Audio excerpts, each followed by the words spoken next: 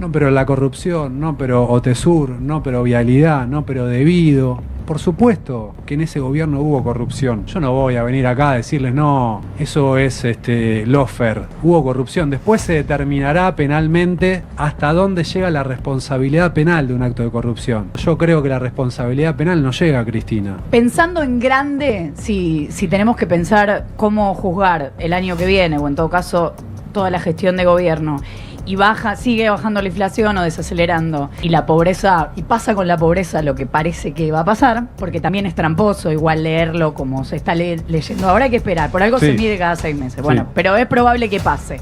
Si pasa, creo que va a ser evidente que gran parte de nosotros vamos a vivir peor. Los cucas están mal de la cabeza, tanto que llegan a justificar la corrupción en los gobiernos kirchneristas y a decir que si baja la pobreza y la inflación vamos a estar peor. Recién ahora critican al INDEC y cómo mide la inflación y la pobreza. Antes no estaba mal, recién ahora con Milei está todo mal. Disfruten los delirios de los cucas que están más destrozados que nunca. Les decía, para mí el mejor gobierno del 83 para acá, y en esto sé que puede generar discusión, pero para mí fue el gobierno de Néstor Kirchner.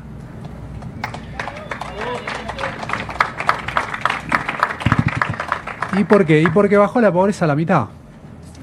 Agarró una pobreza de arriba de 60 puntos y la dejó ahí en torno al 30%. Martín y Paloma no me dejan mentir con los números. Y la verdad que si bajás la pobreza a la mitad, creás 5 millones de puestos de trabajo, incluís a cuántos millones de jubilados también, no recuerdo la cifra exacta, pero una moratoria jubilatoria que hizo que la cobertura de jubilación en la Argentina supere el 90%. Bueno, eso es un gobierno verdaderamente transformador que se sostiene en números. Entonces después vos me vas a poder venir a decir, no, pero la corrupción, no, pero Otesur, no, pero vialidad, no, pero debido. Por supuesto que en ese gobierno hubo corrupción, ¿no? Y yo en esto intento ser absolutamente honesto, sincero con ustedes. Yo no voy a venir acá a decirles, no, eso es lawfare. Hubo corrupción. Después se determinará penalmente hasta dónde llega la responsabilidad penal de un acto de corrupción. Cuando la condenaron a Cristina, yo creo que la responsabilidad penal no llega a Cristina. Ahora vos me decís, ¿tiene que haber funcionarios de primer rango condenados por corrupción de ese gobierno y de los gobiernos de Cristina? Y yo creo que sí. Yo creo que sí. Pero estoy convencido de que sí. Ahora, vos podés, está Ave Mendieta con nosotros, lo saludamos también. Ave va a estar participando del Entre Cuatro Paredes. ¿Se puede juzgar a un gobierno por hechos de corrupción? Bueno, es un elemento más para juzgarlo. Ahora, ¿qué pongo yo en primer término para juzgar un gobierno? ¿Cómo le mejoró o cómo le cambió la vida a las mayorías populares?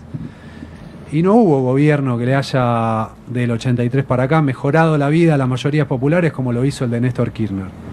Entonces, para mí ahí se termina la discusión, y por eso sí soy resultadista, y en esto sí digo y me aferro a este dato de gobierno que baja la pobreza, y sobre todo si la baja en esa dimensión, es un buen gobierno que la aumenta es un mal gobierno.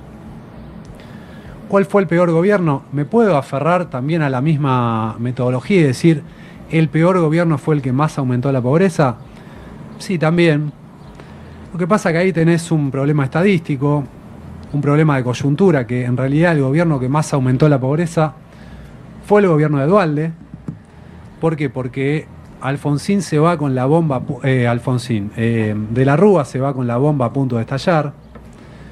En el gobierno de la Rúa todavía no habías tenido el registro de aumento de pobreza que tuviste con la explosión de diciembre del 2001, que tiene sus efectos durante el 2002.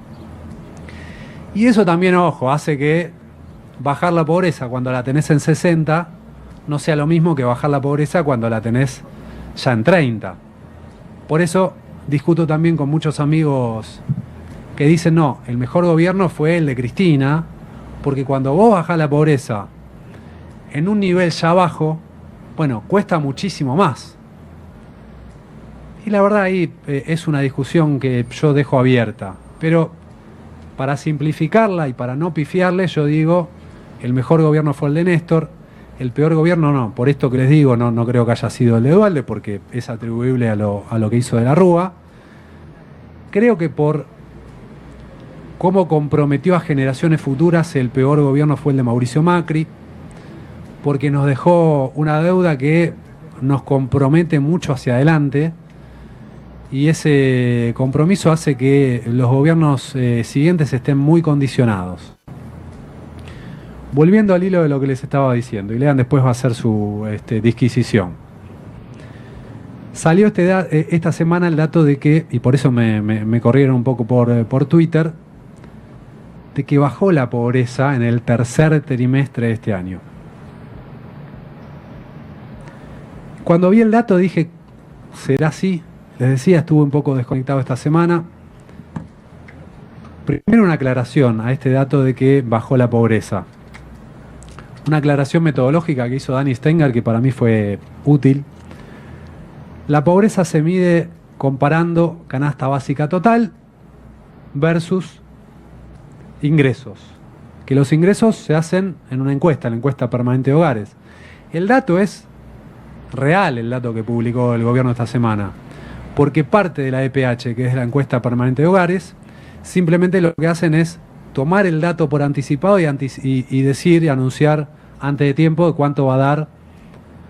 La pobreza, cuando se anuncia, se mide el semestre entero, pero ellos ya te dicen en el tercer trimestre, que es la primera parte del segundo semestre de este año, bajó la pobreza al 38.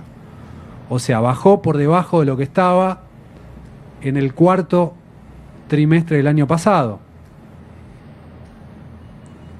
Si lo medís interanual, está en el mismo nivel que el tercer trimestre del año pasado.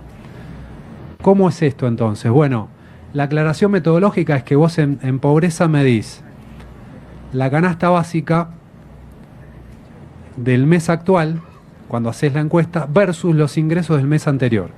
Porque lo que se le pregunta a los encuestados en la EPH es cuáles fueron sus ingresos del mes pasado. Entonces ahí hay un desfase entre los ingresos del mes pasado y la canasta del mes actual.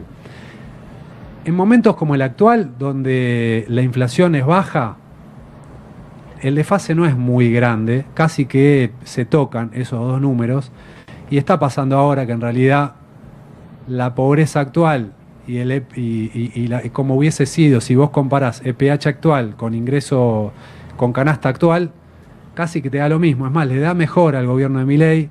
Tercer trimestre de este año la pobreza no está en 38 y pico, sino en 37 y pico. Ahora, en la comparación interanual, en realidad el año pasado, como la inflación era muy alta, ahí sí había un desfase, y la pobreza no era del 38, sino que era del 33 y pico. O sea que todavía hoy el gobierno de Milei tiene una pobreza mayor a la que recibió, ¿sí? Así todo, la tendencia es a la baja. Y si seguimos con inflación baja, como ahora, y si seguimos con salarios registrados en blanco, ganándole a la inflación, y ojo que los públicos que vienen de una pérdida muy grande también están empezando a ganarle a la inflación, bueno, seguramente vamos a tener un segundo semestre con pobreza a la baja. Y si la economía crece, como todos los pronósticos dicen que va a crecer el año que viene, ya con una curva más achatada de ingresos, vamos a tener también el año que viene, al menos en el primer semestre, y si Milei logra un puente de dólares como lo logró con el blanqueo, y si lo logra con un acuerdo con el Fondo Monetario Internacional vía ayuda de Donald Trump, seguramente vamos a tener un primer semestre del 2025 con menos pobreza de lo que recibió Milei cuando arrancó su gobierno. Ahora, es importante también mirar el nivel. Milei agarra una pobreza altísima. Cuando vos agarrás una pobreza altísima, si lográs bajar la inflación, bueno, de a poco, con los salarios que responden a la inflación pasada, las jubilaciones también responden a la inflación pasada, después de la pérdida tremenda que tuvieron en la primera parte de este año, de a poco se van acomodando y ganándole a la inflación. Entonces digo, Milei agarró un equipo que venía de 2 descensos consecutivos. Con Macri nos fuimos a la B, porque con Cristina estábamos en la A, aunque claro, en ese momento era muy discutido eso, no peleábamos por el campeonato, quizás que no estábamos ni siquiera en zona de copas, pero hoy, mirando para atrás, nos damos cuenta, y creo que ya todo el mundo lo puede sostener de esta forma. Tenés economistas tipo Marina Dal Poyetto, que no son kirchneristas, que dicen 2015 y éramos algo bastante parecido a un país bien parado económicamente, ¿no? Entonces, estábamos en la A en el 2015, con Macri nos fuimos a la B, con Alberto Fernández nos fuimos a la C. ¿Qué hace Milei? Bueno, nos manda primero a la D, ahora con esto que está pasando nos vuelve a la C. Pero yo me pregunto acá para adelante si efectivamente pasa que Milei baja la pobreza, ¿qué vamos a decir? ¿Que es un buen gobierno el de Javier Milei? Primero que hay que esperar a la evolución de los 4 años, pero también hay que pensar en que tenemos que ya nosotros sofisticar un poco más el análisis, porque se parece esto en todo caso a la burbuja del primer menemismo. ¿Cómo terminó ese gobierno? Terminó en el 2001. Entonces, aunque baje la pobreza, que es algo a destacar, por supuesto, es algo a celebrar, porque implica que mucha gente está viviendo o va a vivir mejor de lo que vivía, y eso hay que celebrarlo. Lo que me parece que es que hay que empezar a decir es que un modelo con la estructura, con el cambio de estructura productiva que tuvo el gobierno de Menem y con el endeudamiento que generó el gobierno de Menem para sostener un dólar pisado, que es lo que está produciendo la baja inflación, nos puede llevar a un desastre. Y nos puede llevar a una estructura productiva que cuando le sacás la burbuja del dólar pisado, genera una hecatombe. Entonces, sin pronosticar el desastre, porque las cosas van sucediendo paso a paso, tenemos que poner el foco en a qué tipo de país nos está llevando Javier Milei. ¿Baja la pobreza? Buenísimo. No podemos tener el dato concreto, objetivo de que baja la pobreza y no celebrarlo. Pero sí empezar a mirar la estructura productiva del país, porque no hay país que pueda mantener la baja de pobreza de manera sostenida si no tenés creación de empleo de trabajo de calidad. Y eso no está pasando. No podemos tener un país con baja de pobreza de manera sostenida sin un modelo de desarrollo productivo, sin la creación de puestos de trabajo de calidad. Eso pasó en algún momento en este siglo y ahora no está pasando. Pero sí tenemos que empezar a pensar qué vamos a decir si efectivamente el año que viene baja la pobreza. ¿Qué número hay que mirar? ¿El número de empleo? ¿El número de distribución del ingreso? Para dar esa discusión, que seguramente va a ser una discusión muy difícil, porque el pueblo ha demostrado, y sobre todo creo que va a seguir pasando después de 2 fracasos consecutivos, que el corto plazo y la baja de pobreza le gana al análisis más sofisticado de, che, miremos la estructura. Un gobierno que baja la pobreza yo creo que va a tener un premio el año que viene en las elecciones de medio término, y ahí nosotros, que tenemos otra mirada, que no estamos de acuerdo con la política de este gobierno, tenemos que saber cómo pararnos frente a lo que puede ser una convalidación de medio término a un gobierno que bajó la pobreza después de 2 gobiernos que la subieron. Y entiendo perfectamente a los que dicen, che, pará, este gobierno la bajó, ¿qué me vas a decir? ¿Que es un mal gobierno? ¿Que es un peor gobierno que los 2 anteriores? ¿Qué quiere decir que bajó la pobreza? Que hay gente que está viviendo mejor, que hay gente que estaba en la pobreza y ahora ya no está. Entonces, apuntemos a sofisticar el análisis, pero también con mucha comprensión con la gente que dice, ¿sabés qué? Me parece que estamos mejor. Lean, y todos ustedes, ¿cómo la ven? Abrimos el análisis de nuestros invitados. Ya que tenés el micrófono en la mano, arranca vos, dale. Bueno, primero quiero... ¿Cómo la ves, Florencia? Sobrevalorar y valorar y todo la tarea que ustedes hacen, sobre todo porque yo estoy borracha, o sea, el sábado, yo los escucho el domingo, pero en un estado de haber salido el sábado. Hablar, no sé si puedo. Un par de cosas está breves. borracha en serio. Tiene una cara medio rara, ¿eh? Un par de cosas breves Está sobre lo golpeada. que estaban diciendo. Pensando en grande, si tenemos que pensar cómo juzgar el año que viene, o en todo caso toda la gestión de gobierno, y sigue bajando la inflación o desacelerando, y la pobreza, y pasa con la pobreza lo que parece que va a pasar, porque también es tramposo igual leerlo como se está leyendo. Ahora hay que esperar, por algo Sí. se mide cada 6 meses. Bueno, Sí. pero es probable que pase.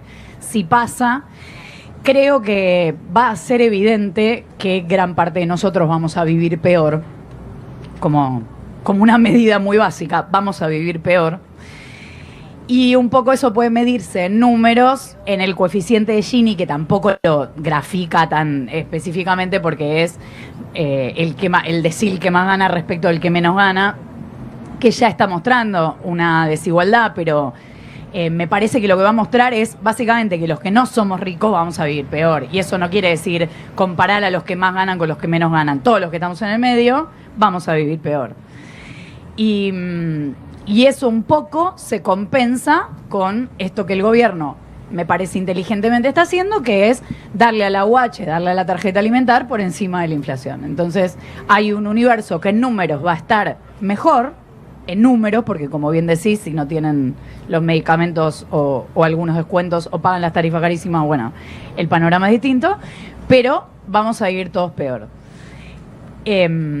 Creo que ese es el modelo de país. Cuando vos decís qué país se viene, eso que decía Álvarez Agis, de bueno, vamos a hacer un poco más otro tipo. Tipo Y sí, africanos. claro, es un poco, me parece esa lógica. Y después pensar en los números concretos. El presidente, cuando habla del coeficiente de Gini, lo menciona diciendo el coeficiente de Gini. Sí, lo dice O sea, eso viene a describir que no le va a importar. Exactamente eso es lo que no le va a importar. La pobreza seguramente le importa. Yo igual coincido con vos, que venís diciendo desde hace rato, la pobreza es la primera medida. Coincido que es así. La inflación es la segunda medida o al revés. O sea, esas dos son fundamentales. Pero si empezamos a rascar un poquito más y ya nos damos cuenta que hoy estamos viviendo peor, y bueno, eso va a seguir pasando. Me parece que no hay ninguna duda de que eso va a ser así, porque es un poco la intención de este gobierno en su descripción. Me parece que no hay ninguna vuelta respecto de eso.